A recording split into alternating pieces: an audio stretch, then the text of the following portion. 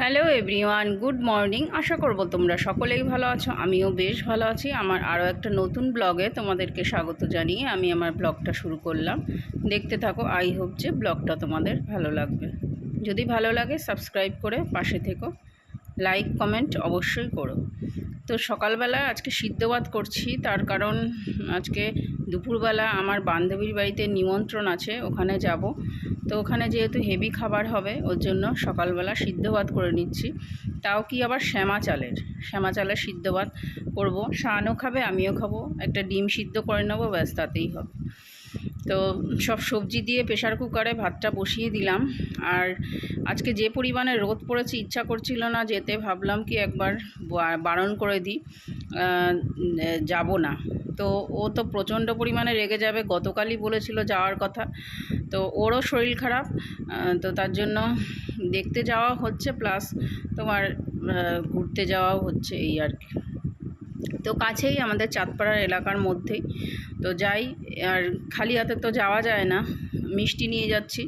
এদিকে এই দোকানটায় এসছি, হরিরায়ের অপোজিটে যে দোকানটা আছে, তো ওই দোকানে এসছি। দোকান থেকে মিষ্টি নেব আর একটুখানি দই নেব।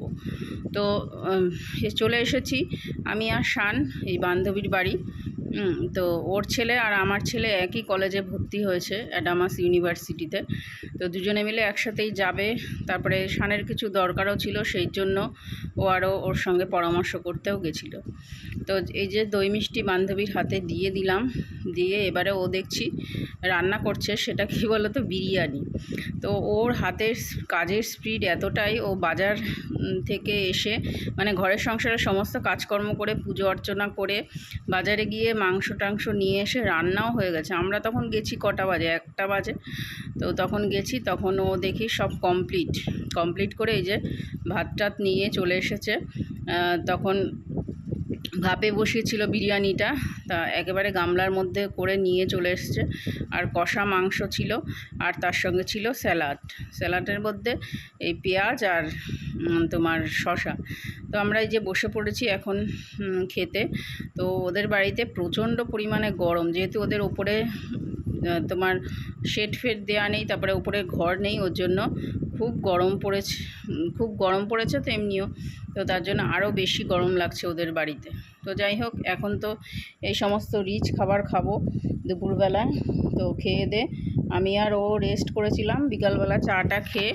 তারপরে ও আবার দই কিনে পাঠিয়েছিল, মানে ওদের বাড়ির পাশে একটা বাড়িতে আর কি কারখানা করেছে। কারখানা বলতে যেহেতু স্টেশনের সব, আমাদের চাঁদপাড়া স্টেশনে সব জিনিসপত্র দোকান পাশার সব ভাঙা গেছে, তোমার মিষ্টির দোকান টোকান সব ভাঙাচোরা পড়েছে। ওর জন্য পাশের বাড়ি যে বাড়িটা আছে, ওদের বাড়িতে মিষ্টির আবার ওরা ব্যবসা করে। তো কারখানাটা ওদের বাড়িতেই করেছে, দোকানটা অন্য জায়গায় করেছে। তো যাই হোক, ওখান থেকে আবার 500 আবার মিষ্টি দই দিয়ে দিল আমার জন্য। তো এবারে আমি এখন বাড়ি এসে ওআরএসের জল খাচ্ছি। আর এত পরিমাণে ঘাম হচ্ছে, এই ওআরএসটা আমার সঙ্গী হয়েছে এখন। এটা না খেলে আমার মাথা ঘুরে পড়ে থাকতে হবে। এখন তো আর হাজব্যান্ড মশাই নেই যে সে হচ্ছে আমার দেখভাল করবে, রান্না করে দেবে। তো এতদিন ছিল, বেশ রান্না বান্না করে দিয়েছে, বেশ আরামসে আমি খেয়েছি। তো যাই হোক, তার ডিউটিতে তো সে যেতেই হবে, তার ডিউটি তো করতেই হবে। সব সময় তো ঘরে বসে থাকলে হবে না। তো যাই হোক, ছুটি শেষ হয়ে গেছে, চলে গেছে। এবারে আমার দায়িত্ব আমাকেই নিতে হবে, আমার যত্ন আমাকেই নিতে হবে। তো এবারে দইটা পাতিয়ে নিয়েছি, মামিদের বাড়ি থেকে দুধটা নিয়ে আসলাম। মামি ফোন করে বলল দুধটা নিয়ে যেতে, তো মনেই ছিল না দুধ আনার কথা। এখন প্রায় 7:30 বাজে, এখন দুধ নিয়ে এসে দইটা পাতিয়ে নিলাম। আর শানের জন্য ওইদিকে তোমার সিদ্ধ ভাত করলাম। আমি ভাবছি রাত্রেবেলা কিছু খাবো না, কারণ আমার পেটটা পুরো ভরা রয়েছে। আর এদিকে কিছু বিকালের কাজকর্ম, মানে রাতের কাজকর্ম সেরে নিচ্ছি, যেহেতু আগামীকাল সকালবেলার এই কাজগুলো আর কি চাপ থাকবে না। একটুখানি ক্লিনিং করে নিচ্ছি, ডাস্টিং ক্লিনিং করে নিচ্ছি। রোজ এইভাবে একটু একটু করলে একদিকে সব দিকে তো আর সবসময় করা যায় না, একদিক করে করলে তো সবসময় তোমার ভালো হয়, জিনিসপত্রগুলো পরিষ্কার পরিচ্ছন্ন থাকে। সব জায়গা একবারে একসাথে করা যায় না। তো এইদিকে টিভি চলছে, হইচইতে একটা ওয়েব সিরিজ হচ্ছে আতঙ্ক। তো ওই আতঙ্ক ওয়েব সিরিজটা দেখছি আর তোমার পরিষ্কার পরিচ্ছন্ন করছি ঘরদোর। তো এই পাতাগুলো দেখলাম একটু কালো কালো, কালো বলতে ধুলো পড়েছে, তো তার জন্য পাতাগুলোকে একটুখানি পরিষ্কার করে নিলাম। সন্ধ্যার পর থেকেও অনেক কাজ থাকে, তো সেইগুলো সাধারণত দেখানো হয় না আর ভিডিও করা হয় না সন্ধ্যার পরে খুব একটা।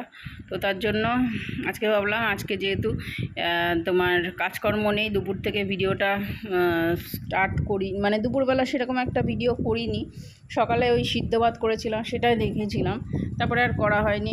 সংসারের সেরকম কাজ, যেহেতু চলে গেলাম বান্ধবীর বাড়ি, ওর জন্য ভাবলাম কি এখন ডাস্টিং ক্লিনিংটা করে নিই, যাতে কালকে আমার করতে না হয়, কাজটা এগিয়ে রাখলাম এই আর কি।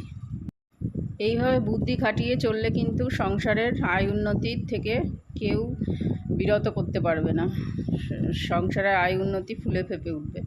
তো যাই হোক বন্ধুরা, এই জায়গাটা পরিষ্কার করে নিচ্ছি। এখন যে এডিট করছি বসে বসে, তো পুরো বিরিয়ানি ঢেকুর উঠছে, আতরের ঢেকুর উঠছে জানো বন্ধুরা, প্রচণ্ড পরিমাণে আতর দিয়েছে, আর গোলাপ জল কেওড়া জল তো আছেই। এই যে অস্বাভাবিক গরম পড়েছে, মনে হচ্ছে বৃষ্টিটা হলেই বাঁচা যায়, কিন্তু আবার বৃষ্টি হলেও ভালো লাগে না, কারণ বৃষ্টি হলে চারিদিকে প্যাচপ্যাচে ওয়েদার, আরও গরম বেশি লাগে। সোনা বিউটিফুল ব্লগ থেকে সোনা কমেন্ট করেছে, বান্ধবীদের নিয়ে ব্লগটা খুব সুন্দর লাগলো, লাভ রিয়াক্ট দিয়েছো, থ্যাংক ইউ সো মাচ। জীবনের ওঠাপড়া ব্লগ থেকে কমেন্ট করেছো, সকাল থেকে কাজকর্ম, লাভ রিয়াক্ট দিয়েছো, ফোনটা খুব সুন্দর হয়েছে, সব মিলিয়ে ভালো লাগলো, thank you so much. Bandita mother blog থেকে বন্দিতা ফোন বলেছে যে ফোনটা খুব সুন্দর হয়েছে, এটা ঠিক কথা, ঠাকুরের সামনে গেলে পুজো দিলে মনটা শান্ত হয়ে যায়। আমি তোমার মামি খুব সুন্দর, ভিডিওটা খুব ভালো লাগলো, থ্যাংক ইউ বন্দিতা এইভাবে আমাকে কমেন্ট করার জন্য। বর্ণময় প্রিয়াঙ্কা ব্লগ থেকে কমেন্ট করেছো, ঠাকুরঘরটা খুবই শান্তির জায়গা। মির্জা এন্টারটেনমেন্ট থেকে কমেন্ট করেছে, দারুণ লাগলো ব্লগ, লাভ রিয়াক্ট দিয়েছে, thank you so much. Mamata lifestyle blog থেকে কমেন্ট করেছো, পরিবেশটা খুব সুন্দর, তার সাথে কিন্তু হাসি মজা খুশি আড্ডা দুজনে খুব ভালো লাগলো, ফুচকা খাওয়া সবটা দেখে নিলাম, খুব ভালো লাগলো। দিদিভাই ঠাকুরঘরটা কিন্তু এত লাইট জ্বলে, কিন্তু তবুও সুন্দর লাগছে, thank you so much Mamata আমার ভিডিওতে কমেন্ট করার জন্য। তো চলো আরও কিছু কমেন্ট পড়ি। বর্ণময় প্রিয়াঙ্কা ব্লগ থেকে আজকের ভিডিওতে, মানে আমার রবিবারে যে ভিডিও গেছে সেই ভিডিওতে কমেন্ট করেছো, খুব সুন্দর গোছানো, লাভ রিয়াক্ট দিয়েছো, থ্যাংক ইউ বর্ণময় প্রিয়াঙ্কা। আর সোমা বোস 28 থেকে কমেন্ট করেছো, nice video, thank you so much Soma. Bandita mother blog থেকে কমেন্ট করেছো, রোজ পরিষ্কার করলে বেশি ময়লা জমে না, ভিডিওটা খুব ভালো লাগলো, লাভ রিয়াক্ট দিয়েছো। তো থ্যাংক ইউ সো মাচ সকলকে আমার ভিডিওতে কমেন্ট করার জন্য। তো আজকে রাতে ডিনার বলতে কিছুই করব না, একটু দই খাবো প্লেন জল দিয়ে, এটার মধ্যে তোমার বরফও দিইনি, প্লেন জল দিয়ে একটু দই খাবো, দিয়ে শুয়ে পড়বো। আর এখন বেজে গেছে 10টা, এখনও পর্যন্ত শান জিমের থেকে আসেনি, তো জিমের থেকে আসুক, ভাত টাত দেবো ওকে। চলে এসেছি উপরের ঘরে শুতে, তো এসিটা চালিয়ে দিয়েছি, ঘরটা কি গরম, আর উপরের ঘরে বেশি গরম হয়, নিচের ঘর কিন্তু ঠান্ডা থাকে তাও। হ্যাঁ, তো চলো আজকের মতো ব্লগটা এখানেই শেষ করছি, নেক্সট ব্লগে দেখা হবে। তো এখনের মতো tata bye and good night.